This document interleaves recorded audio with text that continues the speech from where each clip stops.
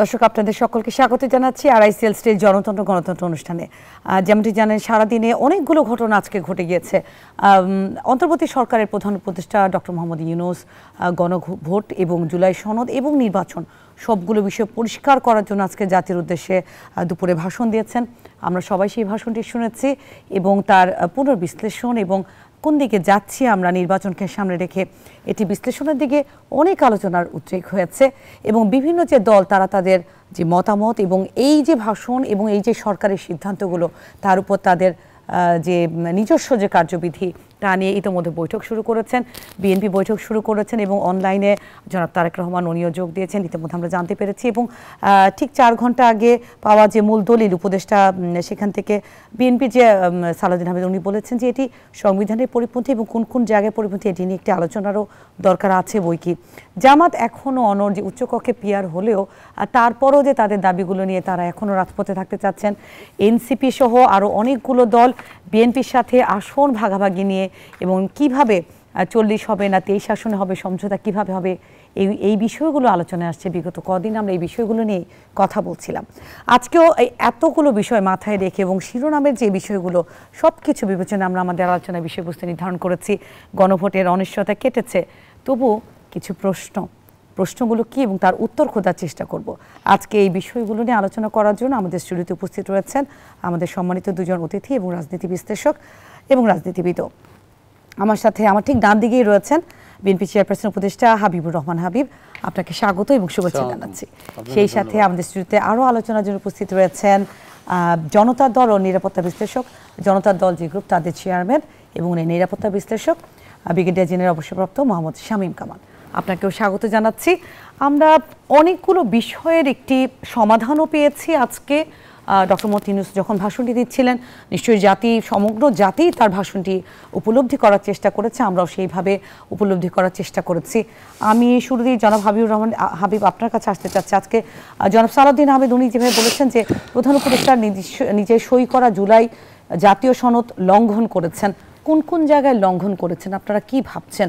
কারণ স্পষ্টভাবে এখানে গণভোট নিয়ে কিছু নির্দেশনা ছিল এবং 4টি বিষয়ের উপর প্রশ্নে হ্যাঁ বা না হবে এটি নিয়ে গণভোট হবে।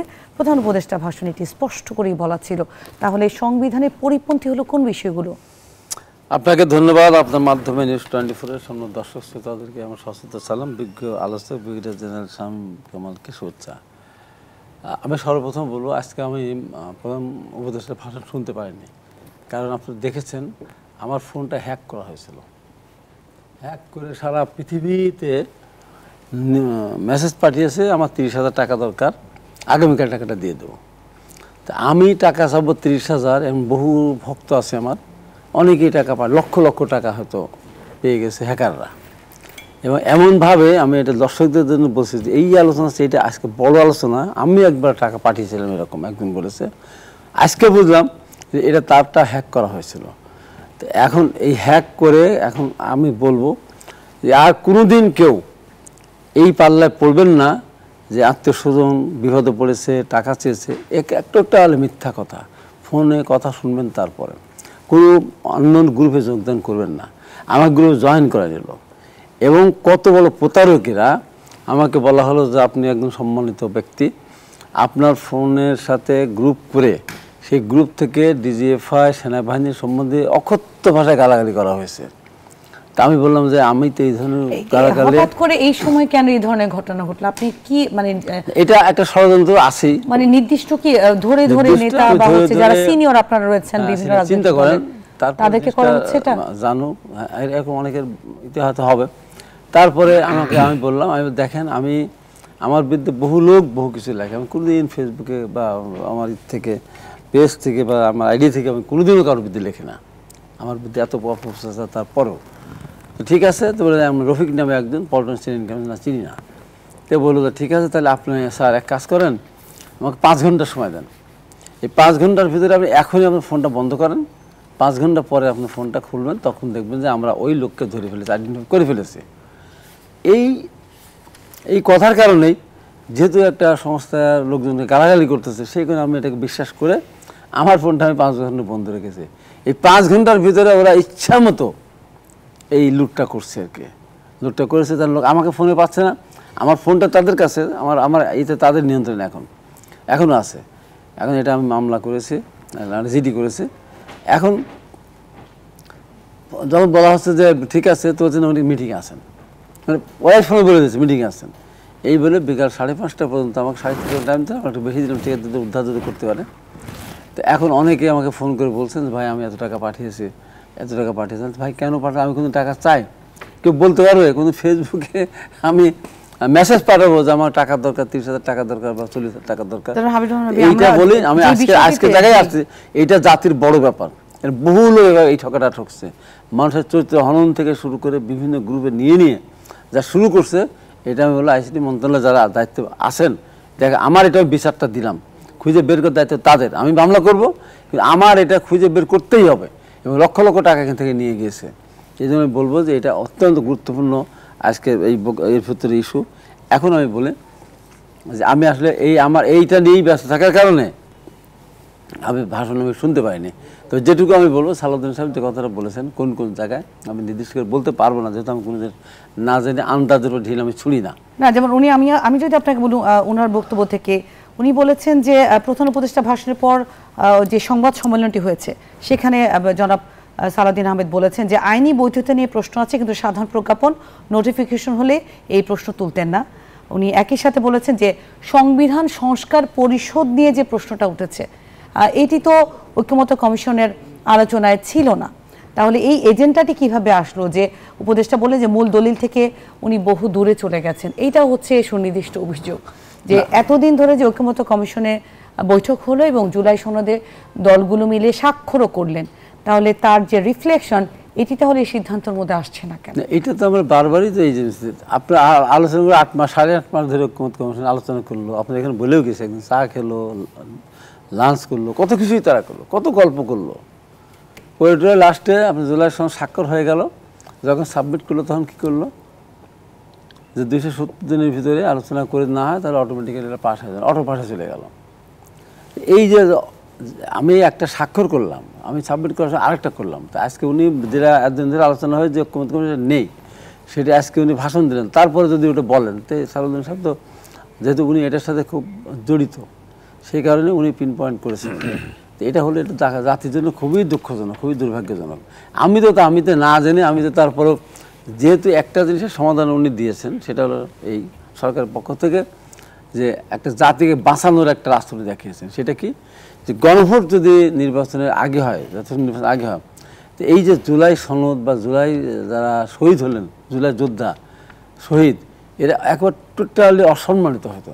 তার মানুষ ভোট দিতে, ওই ইলেকশন জাতীয় সংসদ নির্বাচনের আগে আর একটা ভোট দিতে মানুষ যাবে, হয়তো অনেকেই বলতে পারে, কিন্তু ভোট কেন্দ্রে কিন্তু মানুষ যাবে না। আর এখানে একটা টাকা খরচের কথা বলবে যারা, না এই টাকাতে বেশি টাকা না, 2,000-2,500 টাকা বা কী, সেটা আবার নাই, ধরার ব্যাপার আছে, কিন্তু ভোট কেন্দ্রে মানুষ কে যাবে? এবং হ্যাঁ না ভোট কখন, হ্যাঁ না ভোট হয় একটা বিষয়ের উপরে, আপনাকে আমি পছন্দ করি বা করি না, হ্যাঁ বা না, সবসময় হয়ে আসছে তাই। এবং এই হাডা ভোটগুলো সব সময় একেবারে, আমি 3টা হানা ভোট হয়েছে, 3টা হানা ভোটকে এখানে কলঙ্কিত করা হয়েছে। 100% ভোট হয়েছে, 90% ভোট হয়েছে, 95% ভোট দিতে যাই নাই। এমনকি 91 সালে যে আমরা রাষ্ট্রপতির সাথে সরকার থেকে সংসদে গণতন্ত্র ফিরে আসলাম, তখনও এত ভোটার কিন্তু যায়নি, সেখানে আমরা 43 ভোট দেখা দিচ্ছে। এখন কিন্তু আজকে তো একটা সিদ্ধান্ত এলো যে প্রধান এইটাই বলছি যে উনির এইগুলি যেগুলি সালাউদ্দিন সাহেব যেটা বলেছেন, এইগুলি তো উনি যেটা নাই সেটা দিয়ে এই জিনিসটা তো পিনপয়েন্ট করেছেন। আমি বলতে চাচ্ছি যে এই শহীদদের একটা সম্মানটা রক্ষা করার উনি একটা ব্যবস্থা করেছেন, যে এই ভোট যদি হতো, খুব কম পার্সেন্ট ভোট এখানে ভোটার উপস্থিত হতো, 15-20% ভোটার যদি উপস্থিত হতো, তাহলে আমার জুলাই সনদের প্রতি আমার কোনো এই জায়গা থেকে উনি একদিনে ভোট করে এই জায়গা থেকে উনি রক্ষা করেছেন। এই জন্য একই প্রশ্ন আপনার কাছে, আজকের বিষয়ের উপর আপনার মতামত কি? একই কোশ্চেন করছি যে আপত্তির জায়গাগুলো কোথায়। আর আরেকটি জায়গায় জামাত ইসলামের সেক্রেটারি মোহাম্মদ মিয়া গোলাম পরার উনি বলেছেন যে জনগণের আকাঙ্ক্ষা পূরণ হয়নি, গণভোট নির্বাচন এটা নিয়ে সিদ্ধান্ত হলো, তারপরে এই প্রশ্নগুলো কেন আসছে, এত অসন্তোষ কেন সব রাজনীতিবিদদের মধ্যে? জি, আপনাকে অসংখ্য ধন্যবাদ নিউজ 24 এর দর্শক শ্রোতৃ মণ্ডলী, আজকের বিজ্ঞ সমালোচক হাবিব ভাই। আজকে একটা স্বস্তির দিন আমি মনে করি। প্রধান উপদেষ্টা জাতির উদ্দেশ্যে ভাষণ দিয়ে বলেছেন যে গণভোট এবং জাতীয় নির্বাচন একদিনই হবে। দীর্ঘদিন ধরে রাজনৈতিক দলগুলি ঐক্যমত্য কমিশনের যে মিটিংগুলি হয়েছে তাতে অ্যাটেন্ড করেছে, তারপরে দেখা গেল যে কোনো ধরনের ঐক্যমত্য হচ্ছে না, বিশেষ করে গণভোটের বিষয়ে। তারপরে খুব অবাক হওয়ার মতো বিষয় যে সপ্তাহখানেক আগে সরকারকে দেখলাম, অন্তর্বর্তীকালীন সরকারের আইন উপদেষ্টা ঘোষণা করলেন যে 7 দিন সময় বেঁধে দেওয়া হলো, এর মধ্যে যদি রাজনৈতিক দলগুলি যদি ঐক্যমতে পৌঁছাতে না পারে তাহলে সরকার সিদ্ধান্ত নেবে। সেই সিদ্ধান্তটা আজকে যেহেতু দিয়েছেন, সুতরাং আমি মনে করি এই জায়গাটা অনেকটা স্বস্তির। এখন রাজনৈতিক দলগুলি কোনো দিনে বাংলাদেশে একমত হতে পারেনি। আপনি যদি স্বাধীনতার পর থেকে মিলিয়ে দেখেন বা 1/11 সরকারের আগে মানে কত ধরনের বৈঠক হচ্ছে, বাট কোনো দিনই এই বিষয়গুলোতে ঐক্যমত আসতে পারেনি। সো আজকে এই যে ঘোষণাটা হলো, এই গণভোট বলেন অন্যান্য বিষয়গুলি বলেন, এখনও কিন্তু কোনো রাজনৈতিক এককভাবে কোনো সিদ্ধান্তে আসতে পৌঁছাতে পারেনি। সেক্ষেত্রে যে বিষয়টা মানে খুবই দৃষ্টিকটু বা যেটা জন আকাঙ্ক্ষা পূরণ করতে ব্যর্থ হয়েছে, আজকে কিন্তু 2টা প্রধান রাজনৈতিক দল এখন যারা মাঠে সক্রিয়, তারা সবাই 2টা দলই অসন্তুষ্ট। এক হচ্ছে বিএনপি বলছে যে এটা সংবিধানের লঙ্ঘন বা জাতির সাথে প্রতারণা করা হয়েছে, ইতিপূর্বে বলেছেন। আর জামাত তো বলছে যে জন আকাঙ্ক্ষা পূর্ণ হলো না, যেহেতু গণভোট হচ্ছে না, আগে হচ্ছে না। আচ্ছা, এখন কথা হলো যে সরকারের কাছে কিন্তু খুব চয়েস নেই, গত 9 মাস ধরে তো এই জিনিসটা দেখেছে। তো এই কথাটা আসলে খুবই মানে এর সাথে বলতে হয় যে এই জাতির রাজনৈতিক দল তো দূরের কথা, কোনো বিষয়ে এই জাতি কখনোই ঐক্যমত পৌঁছাতে পারে নাই, বিশেষ করে স্বাধীনতার পরে আমরা দেখেছি। বাট বড় বড় যে সিদ্ধান্তগুলি হচ্ছে বাংলাদেশের রাজনৈতিক ইতিহাসে, এটা কিন্তু একটা রাজনৈতিক সমঝোতার মাধ্যমে হয়েছে। যেমন মনে করেন প্রবাসী সরকার স্বাধীনতার পরে মুক্তি মানে যখন শেখ মুজিব ফিরলেন, তখন অনেক বড় বড় সিদ্ধান্ত হয়েছে। ইভেন 90 সালে যখন এরশাদের পতন হলো, তারপরেও কিন্তু অনেক কিছু তত্ত্বাবধায়ক সরকার সহ অনেক বড় বড় বিষয় কিন্তু ঐক্যমত ছিল। কিন্তু সবচেয়ে যেটা আশ্চর্যের বিষয়, যখন সরকার নির্বাচিত হয় তখন পূর্বের যে মানে কমিটমেন্ট থাকে এটা কিন্তু সম্পূর্ণরূপে ভুলে যায় বা উল্টে যায়। সো এই ভয়ের থেকে কিন্তু এনসিপি সহ 2-1টা দল বলছে যে না, এটা সাংবিধানিক ভিত্তি দরকার, কেননা এইটা না থাকলে তাদের নিরাপত্তার একটা বড় ধরনের ঘাটতি পড়বে। বলি এই যে শুধুমাত্র যে বিএনপি বা জামাতি মন্তব্য দিয়েছেন বিষয়গুলো তা না, আজকের বক্তব্যের পরে প্রধান উপদেষ্টার যে বক্তব্য হলো তারপরে কিন্তু ওয়ার্কার পার্টির সাধারণ সম্পাদক সাইফুল হক তার একটি বিবৃতি এসেছে। তারপরে হচ্ছে অনেকগুলো দলে সাইফুল হক তার বক্তব্য তো বলেছেন, উনি বলেছেন যে রাষ্ট্র যেহেতু অন্তর্বর্তী সরকার গণভোটকে নির্বাচনের সাথে নেওয়ার সিদ্ধান্ত নিয়েছে, এটি একটি আশার বাণী যে আমরা একটা সিদ্ধান্ত উপনীত হচ্ছি এবং নির্বাচনের দিকে আগাচ্ছি। কিন্তু সংবিধান সংশোধনী বা সাংবিধানিক আদেশ এটা হতে পারে কি পারে না, এটি নিয়ে আসলে ঐক্যমত্য কমিশনের আলোচনায় খুব অন্তরালেই ছিল বিষয়টি। এটি কিন্তু বিপ্লবী ওয়ার্কার্স পার্টিও বলেছেন এবং সেই সাথে আরও অনেকজন নেতা কিন্তু এটি নিয়ে অনেকগুলো মন্তব্য দিয়েছেন। গণভোটের বিষয়ে কারো কোনো সমস্যা বলেন, যদিও বিএনপি এবং জামাতের বড় আপত্তি আছে, জামাতের আপত্তি আছে। উনি বলেছেন যে আগে কেন হচ্ছে না, এটা জনগণের আকাঙ্ক্ষা পূরণ হয়নি, আপনি যেমনটি বলেছিলেন। কিন্তু এই যে সাংবিধানিক একটা পরিষদ হবে এবং যারা নির্বাচিত সরকার হবে বা নির্বাচিত সংসদে যাবে, পরবর্তী তারা কিভাবে যাবে এবং 4টি বিষয়ের উপর শুধুমাত্র হ্যাঁ বা না ভোট দিয়ে কিভাবে তাহলে গণভোটের যে প্রতিফলন সেটির বাস্তবায়ন কিভাবে হবে? আচ্ছা, একটা প্রাথমিকভাবে যে বিষয়টা আপনি উত্থাপন করলেন যে আসলে কিভাবে সাংবিধানিক ভিত্তি দেওয়া হবে, এর আগে আমরা একটু ব্যাকগ্রাউন্ডটা আলোচনা করি। এই সরকারটা তো হচ্ছে গিয়ে সাংবিধানিক সরকার, এটা কিন্তু বৈপ্লবিক সরকার নয়। আমি বৈপ্লবিক না বলে বা সাংবিধানিক না বলে আমি বৈপ্লবিক বলি, মানে বৈপ্লবিক এবং সাংবিধানিকের মিশ্রণে। যখন এটা তো একটা মানে এক্সট্রাঅর্ডিনারি সিচুয়েশন, এটা কোনো স্বাভাবিক অবস্থা নয়। তো যে সময় দেশ ধ্বংসের দ্বারপ্রান্ত চলে গেল, স্বৈরাচারের পতন হলো, তখন সেনাবাহিনীর প্রধান পুরা জাতিকে অ্যাড্রেস করে বললেন যে আপনারা আমার সাথে থাকেন, আমি আশা করছি যে একটা ভালো জায়গা আপনাদেরকে নিয়ে যেতে পারবো। তখন কি হলো, একটা অন্তর্বর্তীকালীন সরকার গঠন করা হলো। অন্তর্বর্তীকালীন সরকার বৈধ কি পারবে না এই প্রশ্ন এখন কেন? তখন সংবিধানের 106 ধারা অনুযায়ী সুপ্রিম কোর্টের মতামত নেওয়া হলো। সুপ্রিম কোর্ট তখন এটাকে বৈধ বলে যে হ্যাঁ, এই সরকার কাজ করতে পারবে এবং তারা বৈধ। সুতরাং যতদিন পর্যন্ত এইটা বৈধ থাকবে, আপনি তাহলে কেন শাহাবুদ্দিন আহমেদকে তখন সরালেন না? ওই 106-এর ধারাই তো শাহাবুদ্দিন আহমেদকে আপনার প্রেসিডেন্ট হিসেবে রাখা হলো। সুতরাং যতদিন পর্যন্ত পরবর্তী নির্বাচিত সরকার, এই সরকার বৈধ, এটা মানতেই হবে। এটা যদি আপনি নাই মানেন তাহলে কিন্তু বেসিক সমস্যা তৈরি হবে। এখন দেখুন, এই সরকারের যে কোনো আইন অধ্যাদেশ বলে করতে পারবে। সংবিধানের 73(1) অনুযায়ী অধ্যাদেশ করার ক্ষমতা দেওয়া আছে প্রেসিডেন্টকে, এবং পরবর্তী সংসদ হওয়ার পরে উইদিন 60 ডেজ এটাকে যদি পার্লামেন্টে রেটিফাই করা না হয় তাহলে কিন্তু সেটাকে আইনের পর্যায়ে যাবে না। সো এই সমস্ত কিছু সুযোগ সুবিধা সরকারের কাছে দেয়া আছে। তো আমি এখানে কোনো আইনি জটিলতা দেখি না। হ্যাঁ, এখন বিএনপি যেটা বলছে যে বেশ তারা অনেকদিন ধরে বলছে নোট অফ ডিসেন্ট যেগুলো ছিল এগুলো উল্লেখ করার কথা ছিল, এইটা ইন্টারনাল বিষয়। ওনারাই জানেন নোট অফ ডিসেন্ট এখানে জুলাই চার্টারে আসার কথা ছিল কি ছিল না। এখানে ডেভিয়েশন হতে পারে, কিন্তু মারাত্মক কোনো ডেভিয়েশন। এই জন্য আমি অন্তর্বর্তীকালীন সরকার যেটা অত্যন্ত দক্ষতার সাথে পেশাদারিত্বের কাজ করেছে, যে 30টা বিষয়ে কোনো দ্বন্দ্ব নেই সেই 30টা বিষয় কিন্তু সামনে এনেছে। টোটাল এখানে তো 84টা বিষয়, 84টা বিষয়ের মধ্যে 40টা বিষয়ের মধ্যে 36টার মধ্যে নোট অফ ডিসেন্ট দেওয়া ছিল। এবং আজকে যেভাবে আমি যদি অন্তর্বর্তীকালীন সরকার প্রধানের স্টেটমেন্টটাকে ধরে নেই যে 30টা বিষয়ে কোনো ধরনের বিভেদ হয় নাই, সেটার উপর বেস করে আজকে গণভোটের সিদ্ধান্ত হয়েছে। এবং 4টা যে বিষয় দিয়েছে, এই 4টা বিষয় সবাই ঐক্যমত বলে আমরা ধরে নিচ্ছি।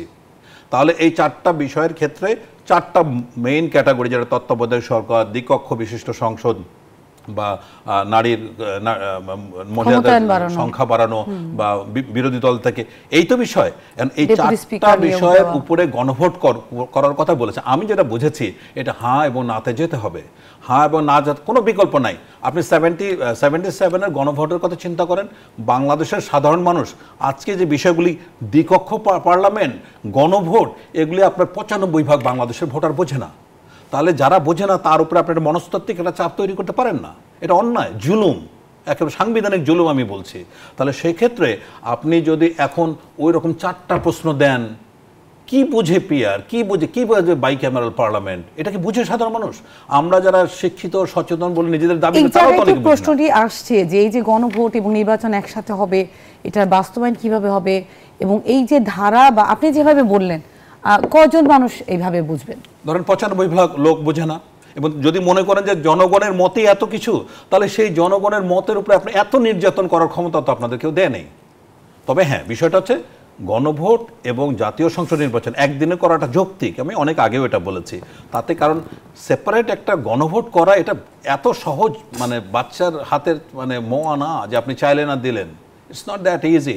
কত খরচ, কত প্রক্রিয়া, কত কিছু জড়িত। তারপরে আপনি চিন্তা করেন, এখন এই যদি আপনি 4টা প্রশ্ন দিয়ে গণভোট দেন, 50% ভোটার আপনার ভয়েই যাবে না ভোট কেন্দ্রে। এবং ওই 77-এ যেটা বললাম যে ওখানে জিয়াউর রহমানের ছবি আছে, হ্যাঁ এবং না লেখা আছে। এবারও একটা ওই রকম সিস্টেমে যেতে হবে যে ঠিক আছে, এবার হয়তো প্রফেসর ইউনূসের ছবি থাকলো না। তাহলে এই প্রশ্নটি বারবার কেন আসছে? এবং এটি কিন্তু শুধু বিএনপি নাই, যেমনটা আমি বলছিলাম যে সাইফুল হক উনিও বলেছেন যে রাষ্ট্রপতির নামে এই ধরনের আদেশ অন্তর্বর্তী সরকারের ম্যান্ডেট বা এখতিয়ারের বাইরে। এইটি নিয়ে প্রশ্নটা কেন উঠছে? অধ্যাদেশ তো জারি করবেন রাষ্ট্রপতি, প্রধান উপদেষ্টা তো করতে পারেন না। এটাই তো কথা। আজকে যে ঘোষণা, অবশ্যই আপনার প্রধান উপদেষ্টা পারেন না। এটা অবশ্যই রাষ্ট্রপতি। অধ্যাদেশকে জারি করে রাষ্ট্রপতি করেন। এবং রাষ্ট্রপতি পারেন বলেই অনেকের অপছন্দ, অনেকের বিরোধিতা, অনেকের ঘৃণা সত্ত্বেও কিন্তু আজকে শাহাবুদ্দিন আহমেদ ওখানে আছেন এই একটা কাজ করার জন্য। এটা না থাকলে আপনার সাংবিধানিক ভিত্তি তো ভেঙে যাবে, কাঠামোটা ভেঙে যাবে। সুতরাং এটাকে আপনাকে মোটামুটি একটা পর্যায়ে নিয়ে আসার জন্য এই রাষ্ট্রপতির অধ্যাদেশের মধ্যে করা ছাড়া অন্য কোনো বিকল্প নাই। আর আপনি বাংলাদেশের রাজনৈতিক দলগুলি এত পরস্পর বিরোধী শক্তিশালী অবস্থান, এমনকি স্ববিরোধী অবস্থান, কোনোদিন তাদেরকে একমতে আনতে পারবেন না, এক প্ল্যাটফর্মে আনতে পারবেন না। এই জন্য বিষয়গুলি যতটা সিম্পল করা যায়, এখন কিন্তু ইলেকশন আর 85 দিনও বাকি নাই।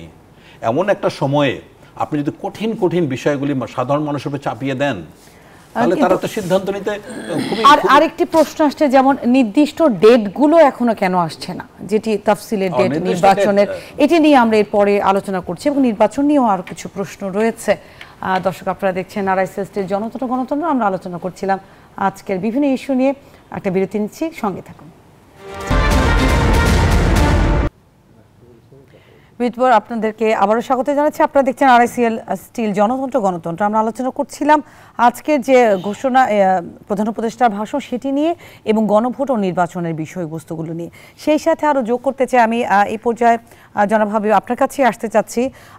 বিএনপি বিভিন্নভাবে নির্বাচনের দিকে এগোচ্ছে, এতে কোনো সন্দেহ নেই, এবং বিগত কয়েকদিন ধরে বা কয়েক মাস ধরে আমরা এই আলোচনাটাই করছি।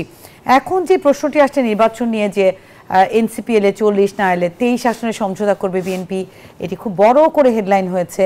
আসন বন্টন নিয়ে যে 237টি আসনে সম্ভব যে প্রার্থীর নাম ঘোষণা করেছে, আপনাদের নিজেদের দলের মতো অনেক জনপ্রিয় নেতা আছেন, তারা এখনও আশায় আছেন, মুখিয়ে আছেন যে তফসিল ঘোষণা হওয়ার পরে আরও কিছু পরিবর্তন আসে কিনা। এই ব্যাপারগুলো নিয়ে কি ভাবছেন আপনারা? আপনাকে ধন্যবাদ। এই পরিবর্তন হওয়ার সম্ভাবনা খুব কম। এখন যাচাই বাছাই করে এতদিন পর দিন আমিও তো প্রার্থী, আমারও কোনো এখন যে আন্দোলন সংগ্রাম করে রাস্তা ব্যারিকেড দিয়ে যে কথা, আমার ওখানে জন্ম যাচাই হলে কি আমার চেয়ে বেশি হবে কেউ? আমার পাবনায় যদি বলি, এই যে ধরেন গালিব মিল্টনরা লাফায় লাফায় বলে 20 কোটি টাকা না, এখন 50 কোটি টাকা ছাড়া বিএনপির নমিনেশন কেনার কোনো সুযোগ নাই, কেউ পাবে না, ভারতের দালাল ছাড়া কেউ পাবে না, বল না?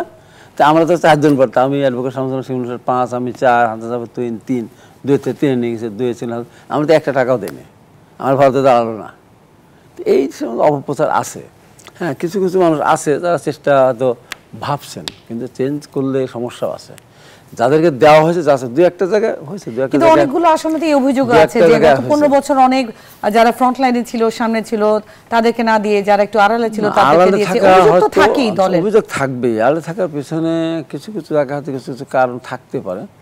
যারা সামনে ছিল তাদের দিলে হয়তো এই বিতর্কটা আসতো না, কিন্তু অনেক সময় দলের ভেতর অনেক দিক থেকে অনেক বিবেচনা করতে হয়।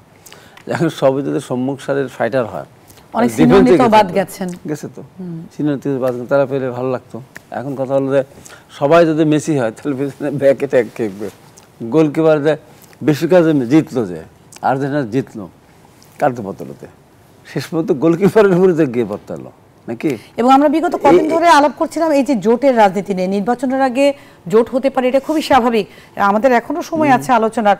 আপনারা আসলে কি ভাবছেন এই জোটের ব্যাপারে? আমাদের দলের ভারপ্রাপ্ত চেয়ারম্যান পরিষ্কার করে বলেছেন, মানে আগেই এই পরিবর্তন আগেই বলেছেন, আওয়ামী লীগের সময় বলেছেন যে আমরা যারা আন্দোলনের সাথে যারা আছি, একসাথে ঐক্যবদ্ধভাবে আন্দোলন করছে, আমরা নির্বাচনটা ঐক্যবদ্ধভাবেই করবো, জোটগতভাবেই করবো, এবং আমরা রাষ্ট্রীয় ক্ষমতা যদি আল্লাহর রহমতে যেতে পারি, আমরা তাদের সবাইকে নিয়েই, আমরা সব দলকে নিয়েই আমরা করব। একা বিএনপি রাষ্ট্রীয় ক্ষমতা যাবে না বা একা সরকার গঠন করবে না, এটা আমাদের আগের ঘোষণা আছে। তো সেই হিসাবে আমার 237টা আসনে আমাদের ঘোষণা করা হয়েছে। এখন আর বাদবাকি যে আসনগুলি আছে, সেটা আমাদের সাথে বিভিন্ন সময় বিভিন্ন দলের রাজনৈতিক নেতৃবৃন্দ, দল ছোট বড় যাই হোক না কেন, প্রমিনেন্ট কিন্তু ফিগার আছে, তাদের কথা মাথায় আছে, আমাদের চিন্তাভাবনা আছে। এখন ব্যাপার হলো কি যে 5 বছর পর পর নির্বাচন, আর এখন তো নির্বাচন অনেক বছর পর প্রকৃত নির্বাচন হতে যাচ্ছে, সব প্রত্যাশা থাকবেই। আমার দলের ভেতরে আমারও কোনো থাকতে পারে, কে যোগ্য কতটুকু, শুধু রাজনৈতিক দল না, আমার মনে হয় যে সাধারণ মানুষের একটা অনেক প্রত্যাশা নির্বাচন হবে। সেই নির্বাচনটা হোক, এটা কিন্তু চায়। আজকে একটা জিনিস ধরাসাটা কেটে গিয়েছে যে শেষ পর্যন্ত গণভোটার নির্বাচন, এটা রাষ্ট্রপতি শেষ পর্যন্ত আদেশটা দিয়েছেন। রাষ্ট্রপতি যে সাংবিধানিক একমাত্র পদ উনি তো এখন আছেন, তো এখন উনি যদি না দিতেন, আবার কারো দাবি ছিল রাষ্ট্রপতি যদি আদেশ দেয় তাহলে সেটা কলঙ্কিত হবে। কিন্তু আসলে তো আমার সংবিধান মানতে হবে। যতক্ষণ পর্যন্ত আমি একটা জায়গায় আছি, আমাদের দুর্ভাগ্য রাষ্ট্রপতি আছেন সর্বোচ্চ। আমার আপনার কাছে নির্দিষ্ট একটি প্রশ্ন আমি করতে চাচ্ছি, আপনি যদি আমাকে একটু অনুমতি দেন প্রশ্নটি করার। নির্ভরযোগ্য সূত্রে যে জানা গেছে, আমাদের যে হিসাব নিকাম, আপনাদের যে নমিনেশন দেখে যতটুকু বুঝতে পেরেছি, 63টি আসন এখনো ফাঁকা আছে, এবং এর মধ্যে হয়তো সর্বোচ্চ 40টি আসনে হচ্ছে শরিক দল বা মিত্র জোটকে বিএনপি ছেড়ে দিতে পারে। তাহলে সেক্ষেত্রে এনসিপি আর বাংলাদেশ খেলাফত মজলিসের সঙ্গে সমঝোতা যদি হয় বা না হয়, সেক্ষেত্রে এই সংখ্যাটি কমে কতখানি আসে? এই ব্যাপারগুলো নিয়ে আপনারা কি ভাবছেন? না, এই ব্যাপারগুলো নিয়ে ধরেন আমাদের সাথে আমরা যাদের সাথে আন্দোলন করেছি তার বাইরে থেকে তো আমাদের আসতে পারে। আমরা ফ্যাসিস্ট বিরোধী আন্দোলনের সঙ্গে যারা জড়িত ছিল তারা যদি আসে আমাদের জোটে, আমরা তাদেরকে অবশ্যই আগে থেকে সেই আগমন রেখে দিয়েছে। আমরা কিন্তু অনেক জায়গায় ঘোষণা করিনি। কেন করিনি? যে এরা আসলে পর তাদেরকে আমি দেবো। ঘোষণা করলে সে মাঠে যাবে, মাঠে গেলে তার কোনো সরাধিকারের সমস্যা আছে। বিএনপি এবার একটা ভালো ডিসিশন নিয়েছে, আগের থেকে একটা মাইন্ডসেট করে নিয়েছে। যেমন গতবার 2018 সালে, আমি তো প্রার্থী ছিলাম 18 সালে, আওয়ামী লীগের কিন্তু 25 তারিখে সব ক্যান্ডিডেট ঘোষণা করা হয়েছিল, তার মাঠে চলে গিয়েছিল। আর আমরা নামলাম 9 তারিখে, আমরা সিগনেচার দিয়েছিলাম যে পাবে সে থাকবে মাঠে, যে পাবে না তাকে উইথড্র করানো ছিল 9 তারিখে। তার মানে 15 দিন পরে আমরা মাঠে নেমেছিলাম। সেই 15 দিন আওয়ামী লীগ মাঠ দখল করে নিয়েছিল, দলীয় সরকার নির্বাচন। এবার অনেক আগে থেকে জামাত 300 আসনে তারা নমিনেশন দিয়েছে, তাদের প্রার্থী নিয়ে কিন্তু তারা ভোট করে বেড়াচ্ছে এলাকা এলাকায়, অথচ তারা মাঠে ময়দানে বলে বেড়ায় পেঁয়াজ ছাড়া হবে না। আমরা তা না, আমরা যা মুখে বলি আমরা তা করি। আজকে এই যে আপনাদের কি এই ব্যাপারটা অবগত নিশ্চয়ই রয়েছেন, আপনারা অনেক পুরনো দল, অনেকবার আপনারা সরকারে ছিলেন, বিরোধী দলেও ছিলেন, আপনাদের নিশ্চয়ই এটা বিবেচনা আছে। আমার জানার বিষয়, জনগণের পক্ষ হয়ে যে যারা নমিনেশন পেয়েছে এবং যারা নমিনেশনের এই যে দৌড় থেকে বাদ গেলেন, তারা যদি স্বতন্ত্র হয়ে দাঁড়ান তখন একটি দ্বন্দ্ব তৈরি হবে না? না, সেটা তো দ্বন্দ্ব হতেই পারে।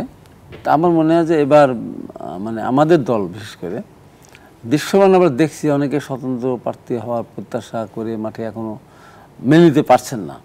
দিন যত এগিয়ে আসবে ততদিন আস্তে আস্তে আস্তে আস্তে কিন্তু স্তীমিত হয়ে যাবে তাদের এটা। এবার এটুকু আমি বলি যে স্বতন্ত্র নির্বাচন করার সময় দলের অনেক নেতাকর্মী আবেগ দিয়ে বলবে তাকে নামেন ভাই, আমি আসি, আমরা আসি, কিন্তু আস্তে আস্তে দল যখন তাদের আশপাশ থেকে সবগুলোকে টান দিবে না, তখন কিন্তু আমার একটা বিরতি নিতে হবে। তবে বিরতিতে যাওয়ার আগে জনাব শামীম, আপনার কাছে আমি জানতে চাচ্ছি, আপনি একজন নিরাপত্তা বিশ্লেষক এবং আপনি অনেক অভিজ্ঞ। এখন এই যে গতকালকে আর আজকের যে অনেকটা থমথমে পরিবেশ, এটি তো অস্বীকার করার জন্য নেই। সাধারণ মানুষের মতো, যেমন ধরেন হ্যাঁ দূরে হয়েছে, উত্তরা হয়েছে, যাত্রাবাড়ি হয়েছে, বিভিন্ন এলাকায় হয়েছে, ঢাকার বাইরেও হয়েছে আগুন লাগানোর ঘটনা এবং ছোট ছোট যে গ্রুপ হয়ে বম্বিংয়ের ঘটনা আমরা নিউজে সেটা প্রচারও করেছি। এই আতঙ্কের মধ্যে আজকে প্রধান উপদেষ্টা জাতির উদ্দেশ্যে ভাষণ দিয়েছেন, হয়তো এটি অনেক পজিটিভ, কিন্তু এর ইম্প্যাক্টটা কি সেভাবে রয়েছে?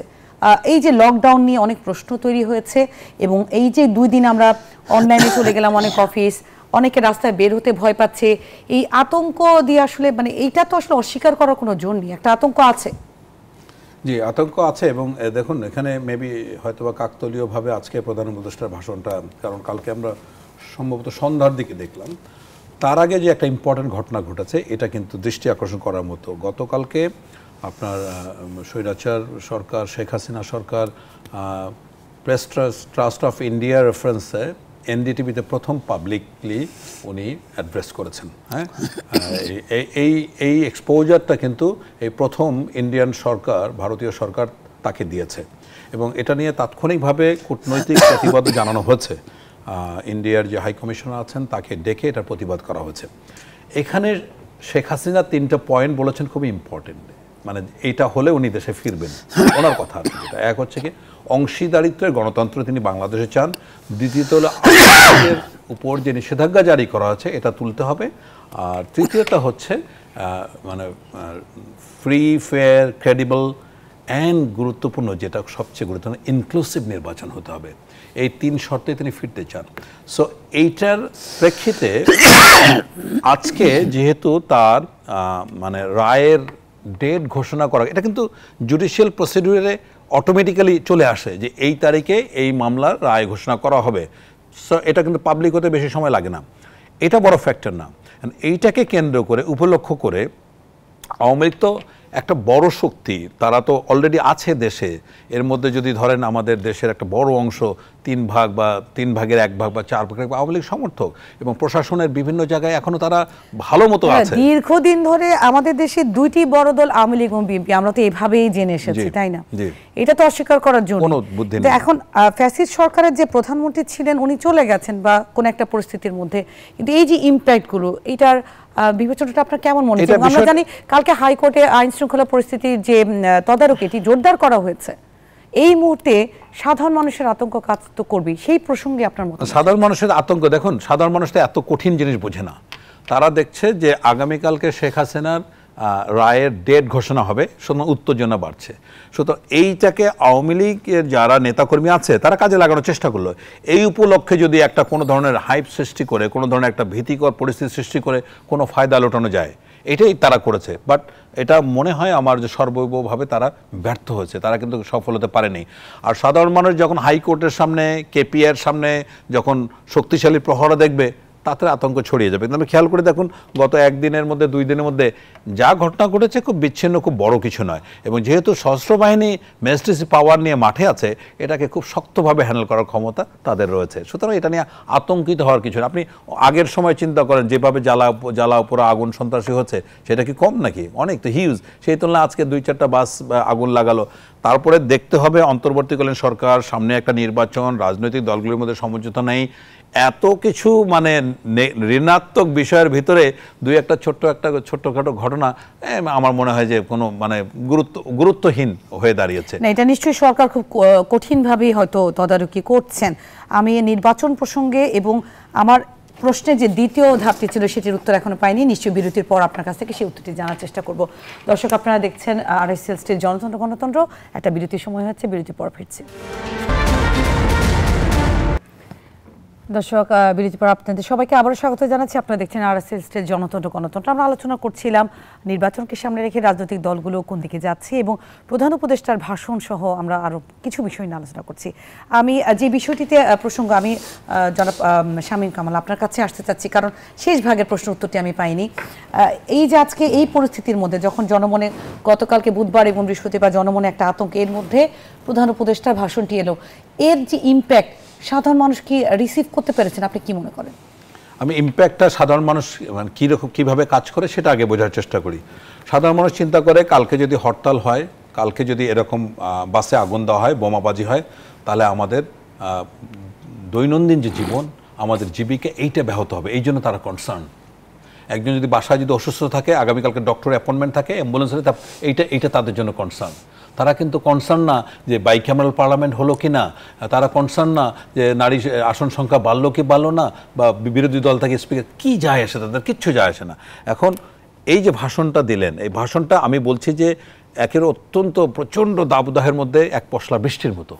এখন এইটার মাধ্যমে যে মেসেজটা দেওয়ার কথা, এই যে জনমনে যে অনেকের মধ্যে যে দ্বিধা বিভক্তি, যে গণভোটটা আগে হবে জামাতের দাবি অনুযায়ী, জামাত এবং 8 দলের দাবি অনুযায়ী, নাকি বিএনপির দাবি অনুযায়ী এটা নির্বাচনের দিন হবে, এটা একটা নিষ্পত্তি হলো। তো সেকেন্ডলি হচ্ছে যে 4টা কোন যে বিষয়গুলোতে কোনো ধরনের বিভেদ নাই, সেই 4টা মৌলিক বিষয়ের উপরে হ্যাঁ এবং না ভোট হতে যাচ্ছে। তো এটাও একটা বিষয়। এবং আমার মনে হয় যে এই যে 4টা যে প্রশ্ন, সুতরাং জনমনে কোনো ধরনের বিভেদ, তাদের মধ্যে আমি কোনো নেতিবাচক কোনো প্রতীকে কিন্তু দেখছি না। আমি এটাকে মোটা দাগে বলতে পারি এটা এক ধরনের স্বস্তির পরিবেশ সৃষ্টি করছে। এবং সামনে এই গণভোটটা কিভাবে হবে, মানে একটা হানার মধ্যে সীমিত থাকবে কিনা এবং কত তাড়াতাড়ি, এবং এক্ষেত্রে আপনি যেটা বললেন যে আসলে নির্বাচনের কেন সুনির্দিষ্ট ডেট ডিক্লেয়ার করা হচ্ছে না, আসলে এটা তো শিডিউল, এটা দায়িত্ব হলো নির্বাচন কমিশনের। আমরা মোটামুটি যেটা জিনিস জানতে পেরেছি যে ডিসেম্বরের প্রথম সপ্তাহে এইটাতে সন্তুষ্ট থাকা উচিত। এটাতে শিডিউলে কি থাকে, কবে নমিনেশন সাবমিট করবে, কবে উইথড্র করবে, ইত্যাদি। সো এটা কিন্তু বড় ডিল নয়, যেটার জন্য বিএনপি দীর্ঘদিন ধরে অনেক ধরনের আন্দোলন, অনেক ধরনের মানে প্রতিবাদ করেছেন, এটা কিন্তু পেয়ে গেছেন। সুতরাং দিন শেষে এখন আমরা কিছুক্ষণ আগে দেখলাম যে বিএনপির ভারপ্রাপ্ত চেয়ারম্যান তারেক রহমান প্রধান উপদেষ্টাকে ধন্যবাদ জ্ঞাপন করেছেন। আমার মনে হয় that gives a good signal two diffuse the tension. সুতরাং জনমনে আতঙ্কিত হওয়ার কিছু নাই। আমরা মনে হয় একটা নির্বাচনমুখী পরিবেশের দিকে যাচ্ছি, এবং যত তাড়াতাড়ি নির্বাচনমুখী পরিবেশের মধ্যে ঢুকে যাব, তত তাড়াতাড়ি কিন্তু এই অন্তর্দ্বন্দ্বিক বিষয়গুলি মানে সমাধান হয়ে যাবে। এবং বিভিন্ন রাজনৈতিক দলের মধ্যে যে এখন ওই যে জোটের সমীকরণ, ভোটের সমীকরণ, এগুলি নিয়ে চিন্তা যখন মানে ঢুকে যাবে, তখন কিন্তু আর অন্যান্য বিষয়গুলি, আন্দোলন বা বড় ধরনের যে দ্বন্দ্ব, যে বিষয়গুলো, দ্বান্দ্বিক বিষয়গুলি কিন্তু সমাধান হয়ে যাবে। তো আমি মনে করি যে সামনে আর কতদিন, 80 দিন হয়তো বাকি আছে নির্বাচনের, একেবারে খুবই কম সময়। কিন্তু এই সময়ের মধ্যে নির্বাচন কমিশনের উপরে এই যে গণভোটের একটা বিশাল একটা দায়িত্ব এবং নির্বাচন সংক্রান্ত যে বিশাল প্রস্তুতি আছে, এই জন্য নির্বাচন কমিশনকে ওই স্পেসটা দেওয়া উচিত। আমার মনে হয় তাহলে নির্বাচনটা হয়তো একটা মোটামুটি গ্রহণযোগ্য একটা নির্বাচন আমরা পেতে পারি। তো এটার দিকে আমাদের লক্ষ্য রাখা উচিত বলে আমি মনে করি। আমরা খুব শেষ ভাগেই রয়েছি।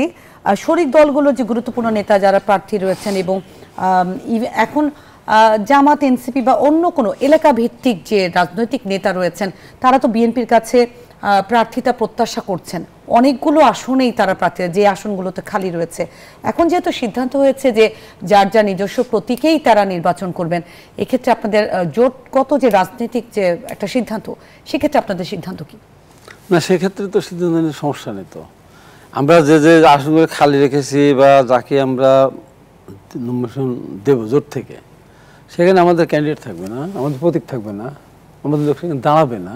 এটাই তো আগে ধানের শীষ নিয়ে ভোট করলে সুবিধাটা ছিল কি, অনেকে তো প্রার্থী চেনে না ঠিক মতো। ধানের শীষ আর আওয়ামী লীগের আগের সময় ছিল নৌকা, এই তো। এখন দাড়িপাল্লা ছিল, লাঙল ছিল, এটা মানুষ চিনত। এখন এই ছোট ছোট দলগুলির যারা নেতা তাদেরকে চেনে, কিন্তু প্রতীককে চেনে না মানুষ। আমাকে যদি আপনি জিজ্ঞাসা করেন বা আপনার ব্রিগেডিয়ার জেনারেল শামীম কামালকে জিজ্ঞাসা করি আমি, জোনাল সাহেবের মার্কা কি? আমি তো নিবন্ধন পাইনি এখনো। মার্কা কি? তো দলের মার্কা কি? দলের নিবন্ধন পেলে না মার্কা পাবো। মার্কা পায় না। ববে আজাদের কি বলেন? আমি ঠিক জানি না। নিশ্চিত একটা মার্কা তো তাদের হবে। মার্কা না হলে মানুষ মার্কা চিনি না। এই জায়গাটা প্রশ্নটা করছি যে এই জন্য নির্বাচনের ক্ষেত্রে প্রতীকটা তো ইম্প্যাক্টফুল, প্রতীকটা ইম্পর্টেন্ট। হাইলাইটেড যে দলগুলোর প্রতীক সেগুলো তো চেনে। ওই তো এই জন্য বিএনপি অত্যন্ত উদার মন নিয়ে এই ছোট দলগুলির নেতাদেরকে সংসদে নিয়ে আসার জন্য, নিয়ে এসে রাষ্ট্রের অংশীদার করার জন্য আমাদের নেতা তারেক রহমানের নির্দেশে প্রাণান্ত চেষ্টা করেছে বিএনপি, এবং নির্বাচন করে আরপিআর সংশোধনের ব্যাপারে গিয়েছিলেন। আমি ওই সমস্ত দলগুলোকে জিতে আনার স্বার্থে, সেখানে তো তারা শুনলো না। এখন যারা আজকে আমার ব্রিগেডিয়ার জেনারেল ভাই বলেছেন আমার সামনে যে গত বছর জামাত ইসলাম কিন্তু 25টা ধানের শীষ নিয়েছিল, তো তাদের নিবন্ধন ছিল না। এখন তারা ধানের শীষকে সাবের বীজ বলে বা ধানের শীষকে জাতা বলে। তা উনি বলতেছিলেন, ওনার কথাটা সত্য হোক, আমি এটা চাই, ধানের শীষ নিয়ে নির্বাচন করেছিল বলে ভোটটা পেয়েছিল, আর এবার ধানের শীষ বাদে নির্বাচন করতে যাক, বুঝে যাবে কত ধানে কত চাল। এটা আমার পরিষ্কার বক্তব্য। আর এই যে কারণে নিজেদের পায়ে নিজেরই কোড়াল মারলো যে এই যে প্রতীক, মানে জোট করলে পর জোটের ওটা তো আপনার বাধ্যতা থাকছে না। যদি মনে করতো জোনার সাকি যে আমি ধানের শীষ নির্বাচন করবো, ভালো। না, ও তার প্রতীক নিয়ে নির্বাচন করবো, ভালো। এই যে অধিকারটা হরণ করা হলো আর কি, জোর করে বাধ্য করে করা হলো, তোমার প্রতীক নিয়ে তো দাঁড়াতে হতো। এই প্রতীকগুলি নিয়ে যদি দাঁড়ায় ভালো রেজাল্ট করতে না পারে, দলগুলির সংখ্যা কমে যাবে। তো বিএনপি ওটা চায় না, বিএনপি আরও বিস্তার ভালো ভালো লোকজন ধরে আসুক। এখন সেই জায়গাগুলি থেকে আমরা বঞ্চিত হব, ওই চেহারাগুলি দেখার ক্ষেত্রে আমরা হয়তো বঞ্চিত হব। কারণ বিএনপি যারা করে, কর্মী যারা করে, তারা মনে করছে ধানের শীষ জিতাতে হবে, প্রার্থীকে থামার দেখার দরকার নেই। এই জায়গাগুলি কিন্তু সমস্যা হবে। যেমন যেটা আমি বলেছি আগে, যে এই গণভোট করলে যে অবস্থা, ভোট দিতে যাবো কেন, কি আছে ওখানে, হ্যাঁ আমি বুঝি না তো। এবং জনগণের বিবেকের সাথে প্রতারণা করা হবে শেষ পর্যায়ে বলে প্রতিক্রিয়া বরাদ্দ করে, হ্যাঁ না নাই আমি এটা 10টা পছন্দ করলাম, 10টা পছন্দ করলাম না, কিন্তু হ্যাঁ দিলেও আমার বিবেকের সাথে প্রতারণা করবো, না দিলেও আমার বিবেকের সাথে প্রতারণা করবো। সবশেষে কথা বলতে চাই, আমাকে একটু আগে আমার একজন ফলোয়ার ফোন করেছিলেন, এখনও আমার আইডি হ্যাক করা আছে, এখনও তারা টাকা চাচ্ছেন বিভিন্নভাবে, হাসপাতাল দেখতে যাব, রুগী দেখতে যাব, হাইভাই অসুস্থ, নানান কাহিনী বলতেছে। দয়া করে এই হ্যাকারদের হাত থেকে বাংলাদেশকে রক্ষা করার জন্য আমি আইসিটি মন্ত্রণালয়কে বলছি, আপনাদেরকে সচেতন করতে চাই, কারোর কথা মতো এই টাকা পয়সা নির্বাচনকে সামনে রেখে আসলে অনেক নির্বাচন নিয়ে অনেক কিছু আমার মতো একটা মানুষকে নিয়ে আমি সারা দিন আজকে হয়রান হচ্ছি এই বিষয়ে। আরো হয়তো খারাপ কিছু, আরো খারাপ কিছু আসতে পারে, বুঝছেন না। এর আগে টাকা সহ 7 বস্তার টাকা, সোনা দানা গহনা আমাকে দেখালো। একটা চক্র আছে আমাদের শেষ করতে চাচ্ছি। আপনাদের দুজনকে অসংখ্য ধন্যবাদ জানাচ্ছি। আমরা যেমনটি জানি যে কিছুক্ষণ আগেও জনাব Tarique Rahman BNP vice chairman, উনি প্রধান উপদেষ্টাকে ধন্যবাদ দিয়ে তার যে মেসেজটি সেটি জানিয়ে দিয়েছেন। নিশ্চয়ই গণভোটের যে অনিশ্চয়তা সেটি তো কেটে গেছে, নির্বাচনকে সামনে রেখে নিশ্চয়ই আমরা ইসির পক্ষ থেকে এবং সরকারের পক্ষ থেকে দিক নির্দেশনাগুলো পাচ্ছি, এবং পরবর্তীতে নিশ্চয়ই নির্বাচনকে ঘিরে আরও আলোচনা হবে। দর্শক, আপনাদের সবাইকে ধন্যবাদ জানাচ্ছি, এবং আপনারা ছিলেন আর স্টিল জনতার গণতন্ত্র অনুষ্ঠানে। পরবর্তী বিষয়ে দেখা হবে। ধন্যবাদ, সাথে থাকার জন্য।